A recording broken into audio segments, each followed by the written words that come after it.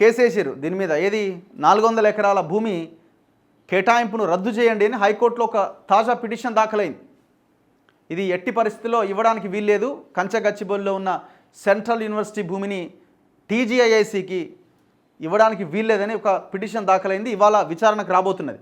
రంగారెడ్డి జిల్లా షేర్లింగంపల్లి మండలం కంచగచ్చిబౌలిలోని survey number 25లో 400 ఎకరాలను టీజీఐఐసికి కేటాయిస్తూ ప్రభుత్వం గత ఏడాది జూన్లో జారీ చేసిన జీవో 54ను సవాల్ చేస్తూ హైకోర్టులో మంగళవారం మరో పిటిషన్ దాఖలైంది.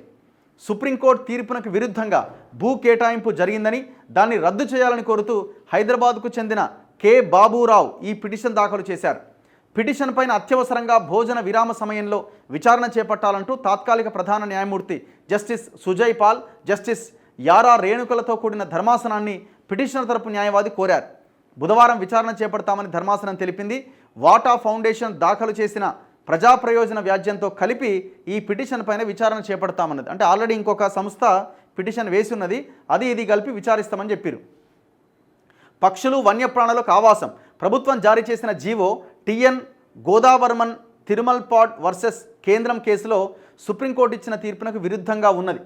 ప్రభుత్వ రికార్డ్స్లో అటవీ ప్రాంతంగా నమోదు కాకపోయినప్పటికీ తిరుమల్పాడ్ వర్సెస్ కేంద్రం కేసులో సుప్రీంకోర్టు ఇచ్చిన తీర్పు ప్రకారం చెట్లు పక్షులు ఉన్న ప్రాంతాన్ని అటవీ ప్రాంతంగానే పరిగణించాల్సి ఉన్నది. అభివృద్ధి పనుల పేరుతో కేటాయింపులు జరుగుతున్నప్పుడు కమిటీ ఏర్పాటు చేసి అధ్యయనం చేయించాలి. కంచగచ్చిబౌలి అటవీ ప్రాంతంలో పలు రకాల పక్షులు కీటకాలు వన్యప్రాణులకు ఆవాసంగా ఉన్నది.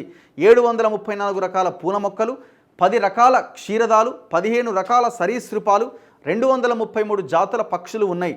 జింకలు, బల్లులు, కొండ చిలువలు, నెమళ్ళు, కుందేళ్లు, గుడ్లగూబలు, ఫ్లెమింగో పక్షులు, తాబేళ్లు, అడవి పందుల వంటివి వాటితో పాటు హిమాలయ ప్రాంతాల నుంచి వలస వచ్చిన అరుదైన పక్షి జాతులు ఉన్నాయి. కేబీఆర్ పార్క్, మృగవని జాతీయ పార్కుల కంటే ఎక్కువ రకాల పక్షులు, జంతువులు ఇందులో ఉన్నాయి. ఈ ప్రాంతం వాటికంటే వైవిధ్యమైంది. పలు నీటి కుంటలు ఉన్నప్పటికీ peacock lake, buffalo lake, SR లేకులు ప్రధానమైనవి. పుట్టగొడుగుల ఆకారంలో ఉన్న రాళ్ళు ఇక్కడ ప్రత్యేకం. ఇది చాలా అద్భుతమైన విషయం. ఇది నేను మీకు ఒక్కసారి ఆ లేక్స్కి సంబంధించిన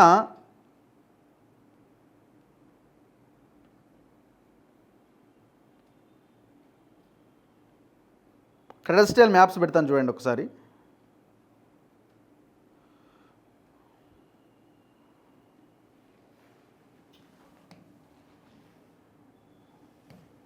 ఇందులో చెరువులు కూడా ఉన్నాయి. ఇందులో దాదాపు ఒక 3 చెరువులు ఉన్నాయి. ఇగో గున్నేరు కుంట అని ఒక లేక్ ఉంది. సి టోటల్ ఎఫ్టిఎల్ ఏరియా 13 గుంటలు, గౌట్ల్యాండ్ 13 గుంట, టోటల్ బఫర్ ఏరియా 1 ఎకరా 16 గుంటలు. మొత్తం ఎంత దగ్గర దాదాపు 14 ఎకరాల చెరువు ఉన్నది ఇందులో. 14 ఎకర్స్ చెరువు ఉన్నది ఇందులో.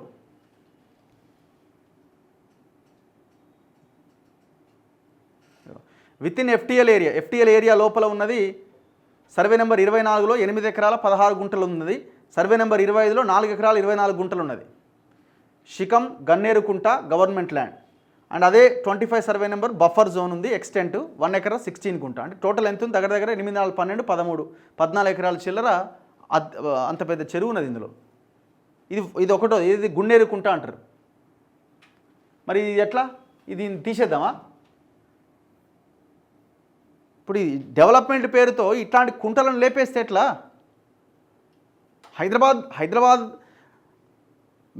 మిగతా ప్రాంతాల కంటే, ఆ గుంటూరు కంటే, విజయవాడ కంటే, విశాఖ కంటే ఎందుకు ఇక్కడ ప్రశాంతమైన వాతావరణం ఉంటుంది? ఆ చెరువులు, ఈ పర్యావరణం ఇదే కదా, ఈ రాక్స్, ఈ చెట్లు ఇవే కదా. ఒక ఆనంద్ బాగ్, ఒక కుందన్ బాగ్, ఒక బాగ్లింగంపల్లి. బాగ్ అంటే ఏంటి? తోటలు కదా. ఇగో గుండ్లకుంట, ఇది ఇంకొకటి. ఇది క్రెడస్ట్రియల్ మ్యాప్. ఇది గుండ్లకుంట, ఇదంతా లేక్.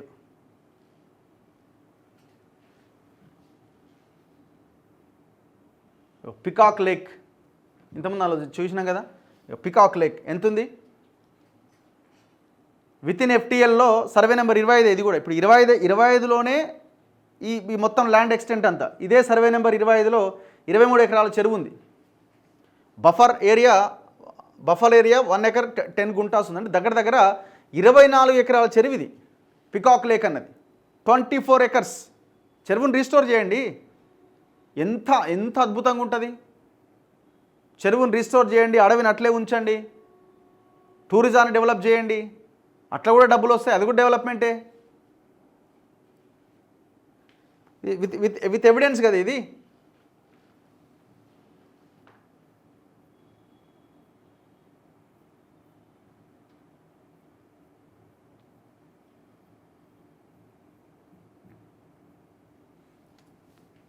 సో ఇట్లా ఈ చెరువులు ఉన్నాయని కూడా వీళ్ళు ఇక్కడ పిటిషన్లో పేర్కొన్నారు.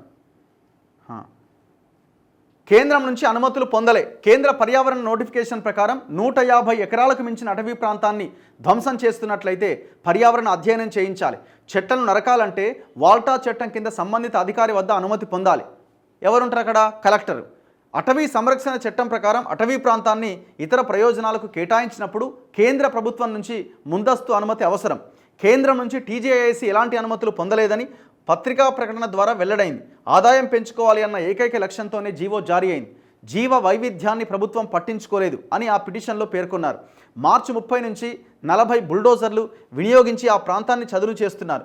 పిటిషన్పై విచారణ ముగిసేదాకా ఎలాంటి పనులు చేపట్టకుండా మధ్యంతర ఉత్తర్వులు జారీ చేయాలని కోరారు. ప్రతివాదులుగా ప్రభుత్వ ప్రధాన కార్యదర్శి, అటవీ పర్యావరణ శాఖ, రెవెన్యూ శాఖల ముఖ్య కార్యదర్శులు, ఐటీ శాఖ ప్రత్యేక ప్రధాన కార్యదర్శి, టీజీఐఏసీ, కేంద్రము, రాష్ట్ర ముఖ్య అటవీ సంరక్షణ అధికారి, చీఫ్ కన్జర్వేటర్, జిల్లా కలెక్టర్లను పేర్కొన్నారట.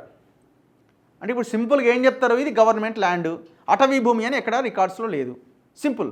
అటవీ భూమి అని రికార్డ్స్లో లేదు కాబట్టి అది అడవి కాదు. మరి ఇప్పుడు పొరపాటున ఉన్న జింకలు, ఆ పక్షులను చూసి హే ఈ పక్షులు ఎందుకు ఇవి తోలు బొమ్మలు, ఇవి ప్లాస్టిక్ బొమ్మలు అంటారేమో. అందులో లేక్స్ ఉన్నాయి, వన్యప్రాణులు ఉన్నాయి, ఇన్ని రకాల సంపద కూడా అందులో ఉన్నది. నేను ఎగ్జాంపుల్ ఎవిడెన్స్తో సహా చూపించిన ఎంత పెద్ద చెరువులు ఉన్నాయి. 25 ఎకరాల చెరువు ఉంది, 14 ఎకరాల చెరువు ఉంది.